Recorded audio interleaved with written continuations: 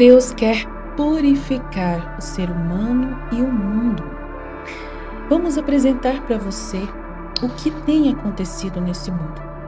Qual é o projeto que está se desenvolvendo do lado das trevas? Depois nós iremos falar do projeto de Deus que vem para fazer uma grande purificação da terra. Observe bem essas palavras que eu vou começar a falar, para que você não veja nada de estranho, mas sim perceba o quanto que estamos verdadeiramente vivendo um tempo muito terrível, de trevas abundantes. Mas no meio dessas trevas tem uma luz grandiosa, que também está aparecendo para nós. E nós vamos trazer para você esse tempo, essa profecia de um tempo de grande graça, de uma grande purificação que Deus está para realizar em breve. O preço da utopia, o mundo das trevas, a engenharia de um mundo que está sendo construído para ser totalmente sem Deus, conforme o livro do autor Aldous Huxley, Admirável Mundo Novo. O que acontece quando a humanidade decide que Deus é um empecilho à felicidade e à ordem? A resposta, visionariamente elaborada por esse autor em seu livro, não é um pesadelo de correntes e grades, mas uma prisão dourada de prazer, conforto e estabilidade. Uma sociedade que quer abolir o sagrado e não quer mais sofrer, não quer mais a busca de significado para a vida. Essa é a sociedade que quer conseguir essa proeza através de fazer com que os homens amem sua própria servidão. Este mundo que se apresenta como uma culminação do progresso é, na verdade, um projeto meticuloso de desumanização. Um projeto cujos contornos assustadoramente familiares nos convidam a uma reflexão urgente sobre o mundo que nossa própria civilização está tomando. Os pilares do mundo sem Deus e o controle pela satisfação. Diferentes dos regimes totalitários baseados no medo, o Estado mundial desse Huxley percebeu uma verdade mais profunda e sinistra. Nada controla mais do que o prazer. Seus pilares são construídos para erradicar qualquer vestígio de espiritualidade e transcendência. Termos como pai e mãe são considerados obscenos. A família, célula fundamental de afeto incondicional e transmissão de valores, é dissolvida para evitar lealdades que possam concorrer com o Estado. O amor romântico, com sua profundidade e ciúmes, é substituído pelo sexo recreativo e obrigatório. Todo mundo é de todo mundo. Não é um lema de liberdade, mas uma estratégia para esvaziar os vínculos afetivos e impedir a formação de alianças profundas. O calendário deste livro não começa com Cristo, mas sim com Henry Ford e o seu modelo de carro T. A cruz é cerrada, restando apenas o código T como símbolo sagrado de eficiência e produção em massa. A espiritualidade é substituída nesse mundo por rituais vazios, como a cerimônia da solidariedade, uma orgia coletiva e anestesiada que imita de forma grotesca a comunhão religiosa das pessoas. O sagrado ali é transferido do céu para a fábrica. Para garantir que ninguém questione este mundo ou Estado, ou sinta aí um vazio existencial, a sociedade oferece uma droga. Uma droga sem efeitos colaterais que proporciona férias instantâneas da realidade. E esse é um instrumento perfeito de controle. Em vez de proibir a insatisfação, ela é quimicamente eliminada. Complementando a droga, uma enxurrada constante de entretenimento banal impede o ócio reflexivo, a solidão fecunda e o pensamento crítico. E o homem é reduzido à infantilização como ideal. Bem, o objetivo realmente final deste projeto de sociedade não é criar seres humanos plenos, mas consumidores e funcionários eficientes e dóceis. A meta é a infantilização perpétua. Um adulto, no sentido pleno da palavra, é perigoso. Ele questiona, ele sofre, ele ama com intensidade, ele busca Deus, ele é capaz de heroísmo e sacrifício. No mundo novo, esses adultos permanecem crianças grandes, buscando gratificação imediata, incapazes de lidar com a frustração e desinteressados pelas grandes questões. Como explica o controlador Mustafa Mondi a John o Selvagem, os dois personagens. Ele diz: a civilização não tem absolutamente nenhuma necessidade de nobreza ou heroísmo. Essas coisas são sintomas de ineficiência política. Onde não há guerras, nem lealdades divididas, nem tentações a resistir, o heroísmo não tem sentido. A espiritualidade autêntica, que exige luta interior e crescimento, é substituída pelo que o Mondi chama de cristianismo sem lágrimas. A moralidade instantânea e sem esforço, proporcionada pela droga. Bem, essa genialidade deste autor foi prever que a servidão não mais seria imposta, mas desejada. E os ecos de sua distopia ressoam com força hoje, no nosso mundo atual. Bem, qual que é a droga moderna? É as mídias sociais, a pornografia, os videojogos viciantes, o consumismo desenfreado e a medicalização de qualquer toda emoção negativa. Tristeza, ansiedade, dúvida funcionam hoje como essa droga. E são escapes que nos distraem do vazio e nos impedem de confrontar com a pergunta: para que serve tudo isso? A banalização do sexo, a desconstrução dos papéis de gênero e a promoção de modelos familiares fluidos, muitas vezes apresentados como libertadores, espelham a estratégia do mundo novo de dissolver os alicerces naturais da sociedade, para criar indivíduos mais maleáveis e leais apenas ao sistema. Qual será esse do anticristo? A cultura atual promete um mundo sem dor, sem gravidez, que é inconveniente, e quando vem, aborta-se. Se o corpo biológico causa qualquer desconforto, altera-se quimicamente ou cirurgicamente. Se a vida se torna difícil, oferece-se o suicídio assistido. A mensagem é clara. O sofrimento não deve ser transcendido ou dotado de significado. Deve ser eliminado a qualquer custo. É a negação da jornada do herói que exige luta e sacrifício para o amadurecimento. Em um mundo que declara a morte de Deus, o ser humano, incapaz de viver em um vazio de significado, ergue novos ídolos. Troca-se Deus por eles, o prazer, o poder e a ideologia. Mas estes são ídolos vazios, que deixam a alma faminta, como clama John o Selvagem, personagem do livro. Ele diz: eu quero Deus, eu quero poesia, quero o perigo real, quero a liberdade, quero o bem. Eu reivindico o direito de ser infeliz, se eu quiser. A coragem, então, deste mundo. Bem, esse admirável mundo novo não é uma profecia inescapável. Nós vivemos claramente que já é um alerta solene, que nos mostra que o caminho mais perigoso para a tirania não é aquele que pisa em nossa liberdade com botas, mas aquele que a compra com moedas de prazer. A verdadeira resistência, então, não é necessariamente política, mas existencial e espiritual. É a coragem de desligar essa droga, de abraçar o desconforto da solidão reflexiva, de cultivar laços profundos e sacrificiais, de buscar a verdade mesmo quando ela dói, e de ousar fazer as perguntas para as quais não há respostas fáceis. É a decisão de escolher uma vida autêntica, mesmo imperfeita, mas que é cheia de significado. Em vez de uma existência artificial, confortável e vazia, no fim, a escolha que se coloca para cada um de nós é a mesma de John: a liberdade.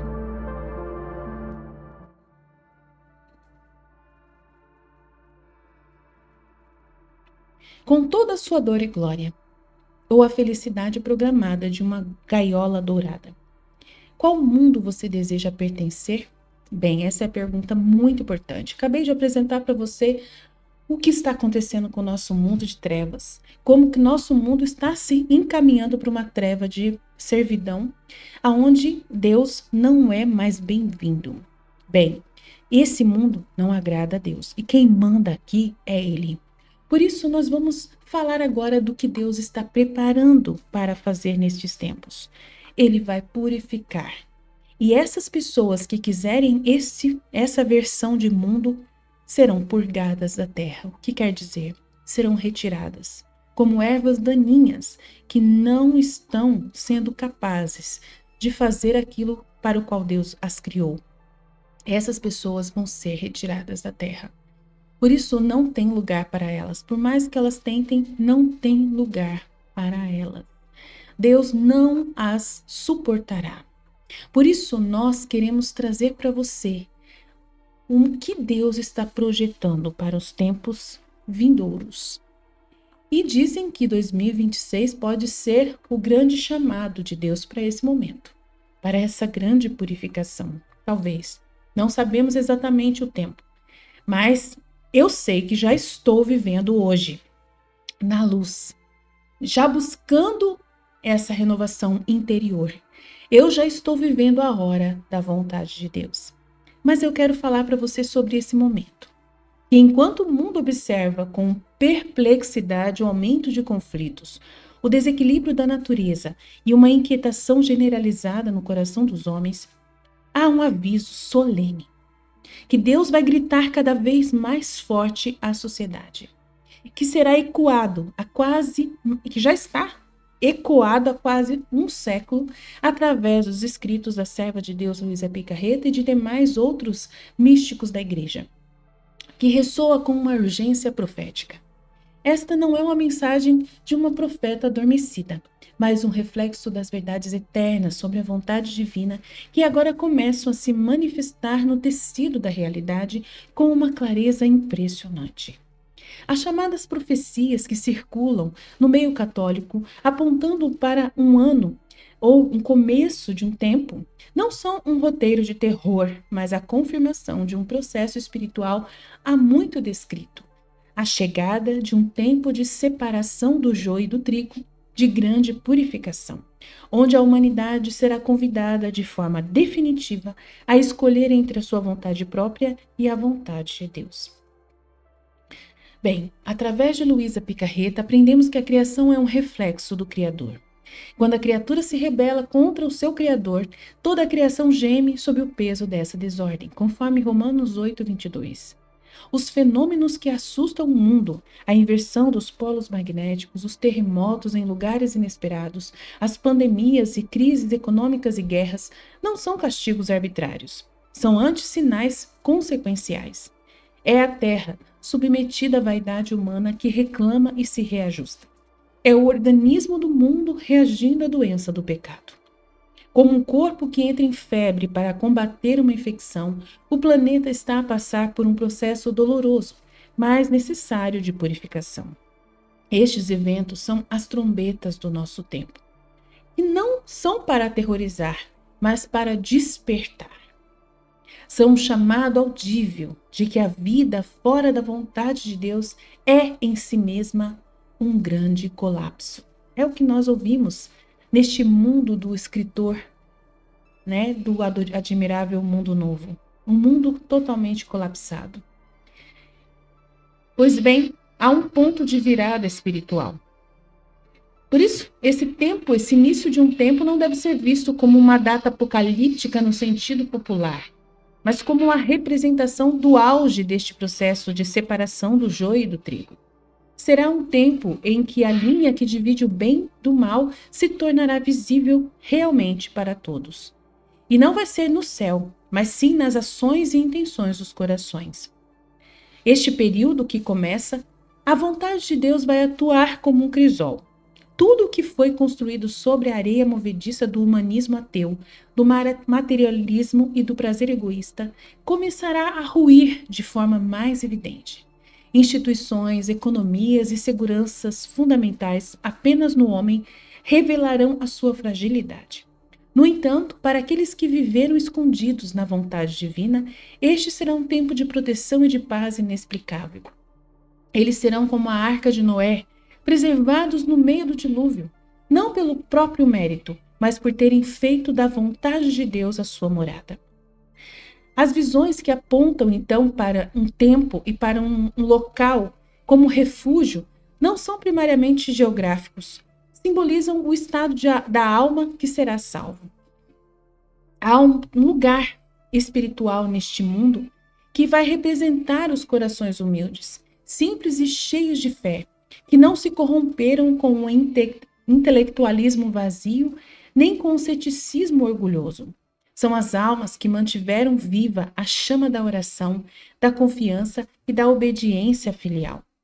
Estes lugares seguros na terra ainda existirão onde quer que haja um coração que diz Fiat, faça-se em mim segundo a vossa vontade. Eles podem estar numa grande cidade ou num campo isolado, a localização física é secundária. O refúgio é interior, é a vontade de Deus vivida como um céu na terra. Há uma nova geração que se espera, os filhos da vontade divina. Deus não permitirá que as trevas prevaleçam. No meio da aparente desolação em que vai estar o mundo, Ele está a levantar silenciosamente uma nova geração de almas, os filhos da vontade divina. Estes não serão necessariamente líderes religiosos ou figuras públicas. Serão homens e mulheres comuns, pequenos e escondidos, cujas vidas foram totalmente conformadas à vontade de Deus. Eles serão reconhecidos não por discursos eloquentes, mas por uma paz inabalável, uma caridade heróica e uma fé que move montanhas. Serão os pilares invisíveis sobre os quais um mundo verdadeiro novo, que é o reino do Divino Fiat, começará a ser construído após a purificação. Eles são a esperança concreta de que após o inverno a primavera florescerá com mais vigor. E é um apelo para que você escolha o quanto antes. A mensagem aqui é clara. Um tempo de uma escolha tranquila está para chegar ao fim. A separação espiritual de que falam os escritos é a culminação de uma vida de opções. Cada oração negligenciada, cada ato de egoísmo, cada não à graça endurece o coração. Cada sim, por menor que seja, alinha a alma com a harmonia da vontade de Deus. Não se trata de esperar por 2026 com medo, ou para os próximos anos que virá, mas de viver hoje na vontade de Deus. Este é o único refúgio verdadeiro. A preparação não é estocar bens materiais, mas estocar graça apenas. Oração constante que nos une à divina vontade, leitura e meditação da palavra de Deus, reconciliação frequente com Deus, caridade prática para com o próximo. O que está por vir, acima de tudo, a vitória da luz sobre as trevas, da ordem sobre o caos, do amor sobre o egoísmo. A hora é grave, mas para os que confiam é a hora mais bela, pois é a hora em que Deus, com mão firme e amorosa, restabelecerá a sua realeza nos corações que lhe estão abertos. E que a nossa resposta seja hoje e sempre: venha a nós o vosso reino e seja feita a vossa vontade.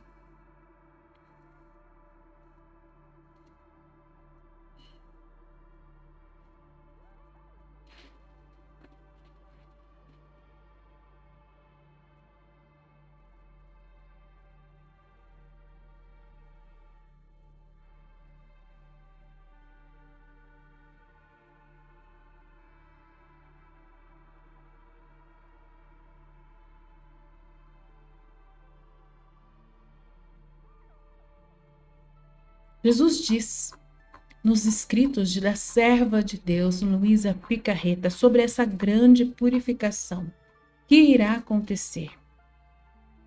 Quero ler para você, para que você possa desde já compreender a ação de Deus e o que Ele quer realizar através do seu amor infinito e misericórdia e da justiça, né? É muito importante. Ele diz, por exemplo, que várias nações estão passando por triunfos aparentes, mas que, na verdade, uma humilhação, né, vai acontecer com todas elas. E a verdadeira vitória vem após a humilhação e a purificação. Ele diz que quando tiver purificado tudo, porei o meu dedo em modo surpreendente e darei a verdadeira paz. Com o ferro, com o fogo e com a água, com mortes repentinas, com males contagiosos, renovarei o mundo. Os castigos e sofrimentos têm um propósito, que é limpar a terra de tanta maldade e prepará-la para um novo começo. Jesus também mostra uma visão muito triste da sua igreja, que é comparada com uma mulher nobre, mas ferida e jogada no chão com todos os ossos deslocados. Ele explica nessa visão que essa mulher é a igreja, ferida pelos seus próprios membros e ministros, que deveriam defendê-la, mas se tornaram seus algozes. Para renascer é necessário a destruição destes membros e incorporar-lhe membros inocentes desinteressados. Esta é a necessidade que os inimigos da igreja iniciem a batalha contra ela para que se purifique os membros infectados. Ou seja, a purificação será dolorida, mas necessária para que a igreja renasça pura e forte como uma graciosa mulher perfumada. Jesus diz também sobre a grande solidão dele. Ele diz que assim como o sol vive sozinho no alto enquanto beneficia a todos, ele também se sente assim, isolado pelas criaturas. Fico isolado na inteligência, nas palavras, nas obras. O homem ingrato me deixa só. Não me diz um obrigado, nem um eu te amo. E ele busca almas que o façam companhia em sua solidão. E a essas almas ele vai abundar de graças. É um convite para todos estarmos com ele, consolá-lo e vivermos na sua vontade. Ele diz: aqui está uma grande esperança. Jesus que diz que da alma que vive na vontade divina, que é como um exército celestial. E é mais do que um exército de batalha, ele diz. São vozes falantes, são armas que defendem a todos. Nessas almas, Jesus encontra um ar puro e pode agir com todo o seu decoro e poder. Elas são um refúgio para ele no meio de um mundo corrupto. E por meio delas, ele segura sua justiça e derrama misericórdia sobre o mundo. Ele diz: só de te olhar e olhando em ti a minha vontade, escondo-me de novo e me abstenho de destruir a terra. Então a mensagem central é a esperança no meio dessa grande purificação. Por mais assustador que sejam os castigos que virão, que já estão acontecendo através das guerras e vários sinais, doenças diversas que já estão acontecendo, a purificação tem um propósito muito grandioso, que é limpar o mundo para o grande triunfo da vontade de Deus e a união dos povos na fé. Enquanto isso, somos chamados a rezar e sofrer com resignação, tornar-nos almas que vivem na vontade divina, oferecendo a Jesus o lugar puro onde ele possa reinar. Fazer-lhe companhia, consolando o seu coração tão ferido pela ingratidão dos homens. Então que possamos ser essas almas que, vivendo na sua vontade, ajudemos a purificar este mundo e a atrair a verdadeira paz que só ele pode dar. Espero que esta mensagem te encontre abençoando você e que você saiba, compartilhar isso para as pessoas que ainda não têm a fé necessária, porque muitos serão purgados. O que quer dizer? Serão levados, não estarão na terra, não poderão estar aqui, mas irão para o inferno, muitos deles, diretamente para lá. Infelizmente, mortes repentinas, pandemias, doenças que vão vir, de todos os tipos, guerras, vão purgar as pessoas que ele vai permitir que já estejam, sendo levadas, porque ele não quer essas pessoas mais na terra, ele vê essas pessoas como ervas daninhas.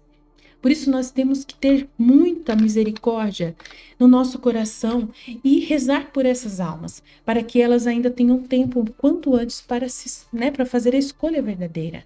Nesses tempos de grande dor que vai acontecer, nós vamos passar verdadeiramente uma grande tribulação nesse tempo de purificação. E muitas almas são ervas daninhas que Jesus quer realmente retirar da terra, que fazem só o mal, que só querem a destruição, que só querem a droga, que só querem o prazer acima de tudo, e Deus não quer nada com Deus. Tem ódio de Deus, de tudo que refere-se a Ele. Por isso, essas pessoas que não se converterem, elas vão ser retiradas e levadas para o inferno. Nós queremos de todo o coração que Deus possa salvar o máximo de pessoas, que Ele consiga fazer com que essa grande tribulação faça alcançar os corações daqueles que têm disposição quanto antes, para que voltem o coração a Deus e queiram viver para Ele, que venham viver da vontade divina. É o que Ele deseja para todos nós. Por isso, venha fazer com que esses escritos sejam conhecidos, distribua para as pessoas esse material através desse nosso canal, esses vídeos que fazemos, que você divulgue o máximo possível para essas pessoas que precisam, porque Ele quer muito purificar a terra e levar todos para Ele. trazer todos para Ele. E é uma escolha pessoal de cada um. Ninguém vai ser obrigado por Deus. Por isso, rezemos muito para que muitas pessoas consigam alcançar esse tempo de graça, esse tempo de amor de Deus que Ele quer realizar, que Ele quer criar para todos. Ele ama a cada um dos seus filhos, não quer que nenhum deles se perca. Por isso nós estamos aqui para poder, junto com Jesus, né, fazer com que essas verdades sejam encontradas por as pessoas, pelo máximo de pessoas possível. Deus te abençoe e até o próximo momento de reflexão.